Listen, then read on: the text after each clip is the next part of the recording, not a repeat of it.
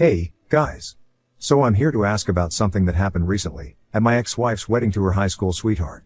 For context, my ex-wife, I'll be referring to her as Sandra, 28F, and I, 30M, had been together for the past 3 years. We met through a mutual friend and hit it off instantly. After the first few dates, we decided that we were dating to marry, and if things went well, then this would not end as a casual relationship. So we were both very clear about what we wanted out of this relationship, and she had every chance to back out of it if she was not ready, but she chose to get divorced 1 month after our wedding. A couple of months after we celebrated our 2-year anniversary, I decided to ask her to marry me and she said yes.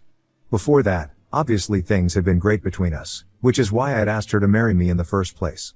But shockingly, even after we got engaged, there was literally no change in her behavior, and I never would have been able to guess that she had started talking to her ex, her high school sweetheart, Brian, once again. We got married about 9 months ago, and about a month after our wedding, she told me the truth, and we filed for a divorce. It was one of the most difficult decisions that I had to make, but when she told me that she still had feelings for Brian, and she felt like she had rushed into our relationship too quickly, there was nothing else that I could do.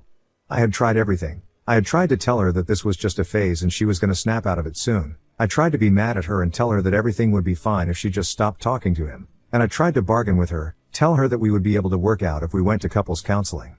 But even I was aware of the fact that after this, there was literally no way that we would work this out, because when she told me that she had been talking to him since we got engaged, all the trust that I had just evaporated into thin air. And I can't be with somebody that I can't trust. That's pretty basic. So after some argument, I accepted the fact that she still had feelings for her ex and our marriage was over as soon as it had begun. After that day, she packed her bags and moved out, and we started the divorce proceedings. It was relatively straightforward and the divorce was finalized as soon as the waiting period was over, which is just 3 months in our state. Since then, I haven't heard from her, but I have heard about her and what she's been up to, and it hasn't been easy. The friend who actually introduced us to each other, Nina, is a coworker of mine, and she was 7 when she told me that after she moved out and we filed for a divorce, she immediately started going out with Brian again, and they have been living together for months now. 2 months ago, I even learned from her that they were engaged and were getting married in a small ceremony.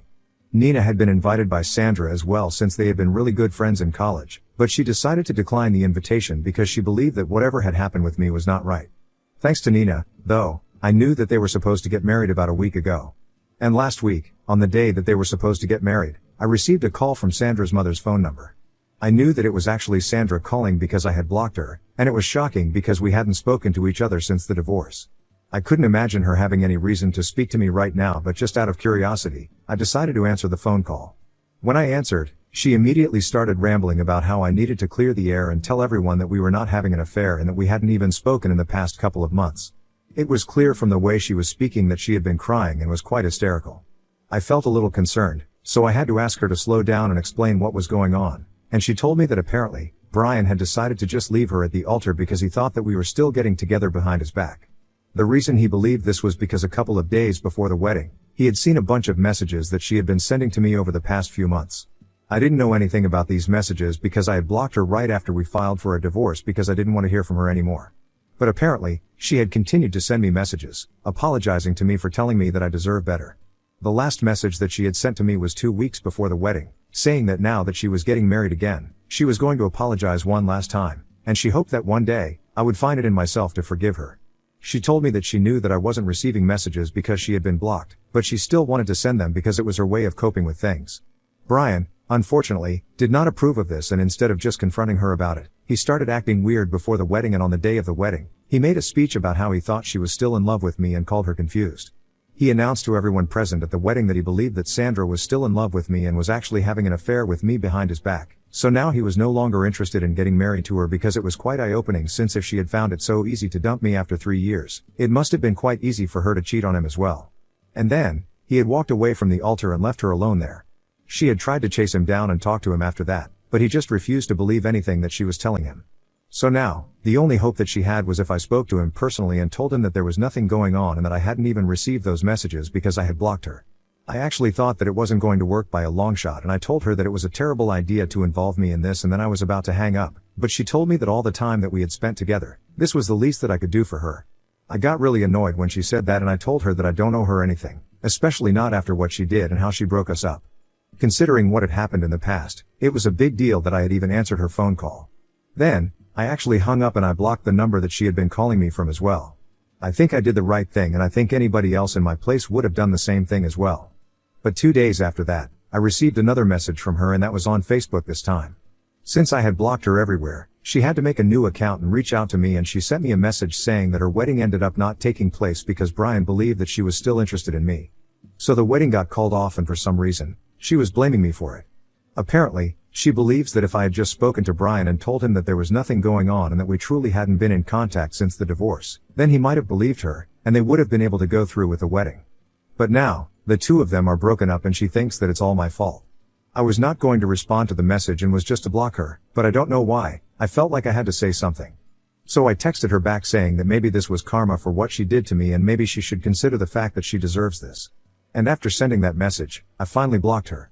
I didn't think that it was going to be a big deal, but the next day, when I went to work, Nina told me that she had heard from Sandra's parents that she was going through a really bad patch right now. They had contacted her the previous night and told her everything, about how Sandra had tried to get me to speak to Brian on their wedding day and clear the air so they could get married, and I had refused, and then, what I had said about this being karma for her and how she deserved this. Apparently, after receiving that message, she had a total mental breakdown and a severe panic attack. Her parents were naturally blaming me for this, and to my surprise, even Nina said that I shouldn't have replied to her at all. She seemed a little distant from me the day after that and told me that rather than kicking somebody when they're down, I should have just been the bigger person and let it go because clearly, she was going through something, and it was not nice of me to say that to her. That day, even Nina and I ended up arguing over this because I thought that I had done the right thing, and she thought that it had been kind of low of me to kick somebody when they were down. Nina believed that I had every right to be upset with Sandra, but if I really was upset with her, I shouldn't have responded to her at all. She told me that she believed I was a better person than this. I told her that I did not want to be the better person, I wanted to be petty and get it off my chest. So we ended up fighting, and since then, we haven't been speaking to each other, and she is my best friend in the office, so it's been pretty lonely. And right now, I'm wondering if it's even worth it to fight over this at all. Nina had told me that the only way to make this right would be to just talk to Sandra and tell her that I did not mean what I said, and I just said it in the heat of the moment. I didn't even need to apologize necessarily, but just speak to her once and stop her from breaking down over and over again, because that's what had been happening ever since her wedding got called off, and I had just made everything worse by what I said to her. I knew that she was mentally struggling, and it was not surprising. Sandra always had been very fragile, and even when we were together, she had a lot of issues, but I had always been fine with it and took great care of her. But right now, I really don't want to say that I didn't mean what I said about this being karma for her and that she deserved this, because I kind of did mean it. I do feel bad about the fact that she had a mental breakdown over it and that she is going through something so awful, but then again, she also put me through something really terrible. And sometimes, being sorry for things just doesn't cut it. I feel like Nina should understand that, but instead, she's been making me feel guilty, and given the fact that she is one of my closest friends, I have no option but to take her opinion seriously.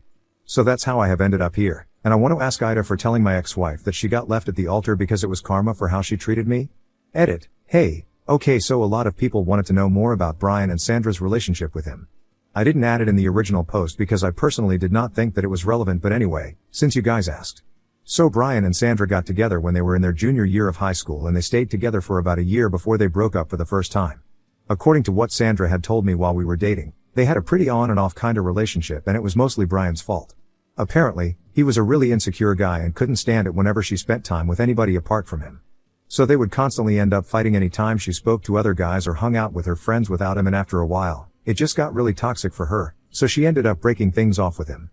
But a couple of months after that, apologized and got back together again, and this time, they stayed together for 7 months before he started going back to his old habits again. Then, they broke up again, but they patched up when she started college. They continued to break up and patch up for several years after that until he had to move away for a couple of years for a job. When he moved away, they broke up for one final time, and that was about 2 years before she met me. After he moved away, they did not have any contact, and even when he came back, he tried to contact her, but she was with me, so she didn't respond. Or at least that's what Sandra had told me. I can't be sure anymore because she has lied to me about a lot of things, so she might have lied about this as well. Anyway, when Brian came back here, Sandra and I had already been together for a year, and she was pretty serious about me. But Brian was also pretty serious about her, so he continued to try and reach out to her, ignoring the fact that she was already with somebody by then. From what Sandra told me, she did not respond to him at the time, and after a couple of months of texting her without any response, he stopped as well, but after telling her that he was ready to wait for her. Then, when we posted the news of our engagement in social media, he reached out to her once again, and he was pretty desperate this time. He told her that he was ready to wait his entire life if that's what it took for her to come back to him. but he was sure of the fact that they were soulmates and he couldn't let her make this mistake, marrying somebody else while he was still around. He started texting her relentlessly after we announced our engagement and would send her several messages every day. Eventually, she decided to reply to him, only to tell him that she was over him, but I don't think either of them believed that because they still continued to speak to each other. On the last day that we spoke to each other, and she told me everything, she mentioned that she decided to meet him one last time before finally moving on, for some closure.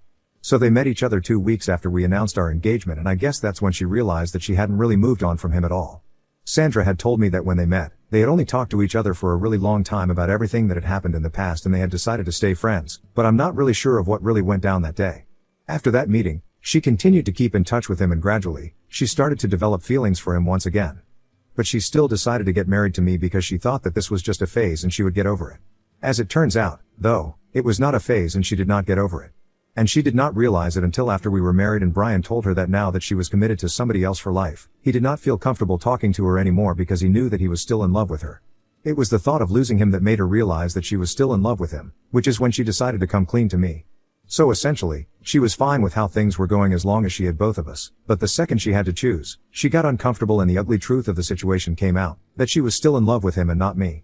So that was that and we filed for a divorce and here we are now. I guess that's enough context for everyone right now. Update 1. I decided to talk to Nina because it's been almost 9 days since we had our disagreement and our cubicles are right next to each other, so it's pretty awkward to sit next to someone, knowing that they don't like you at the moment. The tension was getting too much for me to handle, so I decided to just rip off the band-aid and speak to her today. When we had our lunch break, I decided to stop her, and I told her that I really valued our friendship and I did not want to break it off over something like this. Because as of now, neither she nor I have anything to do with Sandra anymore, so it would be pretty pointless for us to throw away our friendship over her. We could just agree to disagree on this and call it a day since it was pretty clear that we couldn't come to a common ground on this one, but then again, it was not necessary for friends to agree on everything. Besides, she hasn't been in my position so she doesn't really know how I feel. After a couple of seconds of silence, she told me that she was glad that I had decided to take the initiative and speak to her because she herself had been planning on saying the same things to me. She told me that what I had said about her, never having been in my position, was entirely true, and so it was not fair of her to judge me. She told me she had just been mad at me because she had only been thinking about Sandra's mental state because everyone knows that she has always been very fragile. But while worrying about her, she forgot that even my mental and emotional health had definitely been affected by everything that Sandra had for me through and she hadn't been thinking about that. Just because Sandra had a meltdown because she couldn't get married, it didn't invalidate my experience and she was ready to accept that now. So Nina and I were able to reconcile and we're no longer fighting anymore, and it's pretty nice because I got to know from her that Sandra's parents had been pestering her nonstop for the past couple of days, so much so that she ended up blocking them since they were trying to get her to speak to me so I would contact Sandra and apologize to her. I have no idea why Sandra and her parents think that talking to me is the solution to every problem, but I guess that's just because they are used to me being the solution. I used to be her problem, solved for the longest time when we were dating, and like I said, I used to take great care of her. But that's over now and I don't want anything to do with him anymore. So Sandra can continue to feel upset about what I said to her, but I'm not gonna take it back. Update 2. Hey, everyone. So before I say anything else, I would just like to say that it's really cute that you guys are telling me that Nina and I should date, but I think of her as the sister that I never had and it's just platonic between us. We could never even imagine dating each other, it's just absurd, and we are just always going to be good friends. Anyway, now that that's out of the way, I wanted to talk about what recently happened to me and Sandra. She was supposed to get married almost more than 2 weeks ago, but that never happened, as we all know. Since then, I guess she had been holding out hope that I would contact her again and tell her that I did not mean what I said about this being her karma and that she deserved all of this. Like I had mentioned in my last update, she and her family think that I am the one to blame for everything, and speaking to me will be a solution for everything. I guess she started taking that a little too seriously because today when I came back home from work, she had her car parked outside my house and jumped out as soon as she saw me pull up. It was very obvious that she was in a very delicate state and I could tell that she had been crying, even when she was in the car because her eyes were all red and puffy. I really didn't want to fight with her, mostly because she looked pathetic and also because I was really exhausted after work. I asked her to leave politely when I saw her, but she told me that she wasn't going to go anywhere without speaking to me.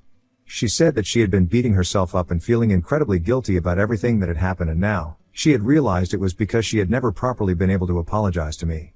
She told me that she had thought a lot about my comment, that this was her karma for putting me through something like that, and that she deserved this, and now, she believes that if she genuinely apologized to me, and I actually forgave her, then maybe things would get better for her. And maybe she would even be able to get Brian back because he hasn't spoken to her ever since he walked away from the altar. It was already superstitious and I honestly did not know what to say, but it wouldn't cost me a thing to tell her that I forgave her, and if it made her feel any better, then I didn't have any qualms doing it. So she told me, quite formally, that she was sorry about everything that had happened between us, and she wished that she had been honest and transparent with me about everything right from the beginning. It was quite awkward, but I told her that I forgive her and she's free to move on now. I didn't know what to expect after that. I thought that she was probably just going to thank me and leave, but instead, she hugged me and just started crying. She told me that she really meant what she had said about being sorry for what she had put me through, and told me that she wished that she had been more honest with me right when Brian had contacted her, and then, she started telling me that I wasn't wrong for what I did, by refusing to talk to Brian on the day of her wedding, or even saying that this was her karma. She was the one who had overreacted and had been getting defensive because she was just not ready to face the facts. But now, she knew that she had been wrong all along, and she was really ashamed of herself. She told me that not only had she disappointed a good man like me, but she had also lost a good friend, and the person that she had done it all for, Brian, was not even in her life anymore and was refusing to speak to her. While she was telling me all this, she was still hugging me and crying, and I didn't know what to do, so I just let her cry herself out. It was kind of shocking, but after a while, she let me go and she told me that she was really grateful that I had found myself to be so kind to her, even after what she had done. I was quite taken aback by her behavior, but nevertheless, I told her that it was all good and that I genuinely hoped that she found what she was looking for. I also suggested that she should go back to therapy because clearly, she's having a very tough time dealing with her life right now. When I said that, she looked like she was going to start crying again, but, thankfully, she did not. She told me that she had been thinking about it herself because ever since her life had started going downhill, she had been acting crazy and she could feel it herself. She had been having several panic attacks every day and couldn't go more than 3 days without a complete breakdown, which was obviously not good. I felt really bad for her, but there was not much that I could do, so I just told her to hang in there and hope for the best. Then, she finally got back into her car and thanked me for everything and then started driving away, and I finally got to ease up a little and go inside my house. It was very strange, but I guess it was the kind of closure that both of us needed. I'm not sure about her, but at least I definitely needed this because now, I feel like I can move on from her. I don't have any grudges against her. I really do hope that she finds happiness in her life because she needs it. And as for me, I know that I'll be able to move on soon enough, but I feel a lot lighter now since I have forgiven her and put an end to that chapter of my life. Update 3. Hey. So it's been almost a year since I got divorced and I haven't spoken to Sandra in a really long time, but Nina told me that she has heard from a couple of her college friends that she and Brian were able to make up again and eloped a couple of months ago. Good for them, and I really hope that they are able to make it work this time. I'm also doing much better now and I'm focusing on work. I tried to go out on a couple of dates, but it was just not working out for me, so I've decided to work on myself instead. I've started working out, and journaling, and I even have plans to travel. And I'm also going to start working on my business model since I've always wanted to start a business of my own, and Nina is also into the idea, so I might have a partner in her already. And no, we are still not dating and quite happy as platonic friends. In fact, Nina has started dating one of my cousins, and I was the one who was responsible for setting them up, so I'm quite proud of myself because they're going really strong. I guess this is not too much of an update where there is going to be a lot of drama. It's just a life update that I thought I should share with you guys because people know that things do get better. I'm over Sandra and everything that happened. I'm just looking out for my own life now. After that last interaction that we had, where I forgave her and stuff, we didn't speak, but I did unblock her. We are not exactly following each other on any platform, but she did me on my birthday and so did I. Maybe I loved her at one point in time and maybe she did too, but right now, we are both just civil to each other and we just want to avoid any drama. I don't think we will ever be able to be friends, but this is as good as it gets and I'm fine with it. My life is going really well, and in a way, I'm glad that whatever happened because I think it made me a much stronger person than I thought I was. I'm definitely not saying that I would wish something like that upon anybody else, but all I'm saying is that it worked out for me, and I guess eventually, it does work out for people no matter what they're going through. At the risk of sounding even more corny, I'll end this update here. Thank you so much for checking up on me. It means a lot.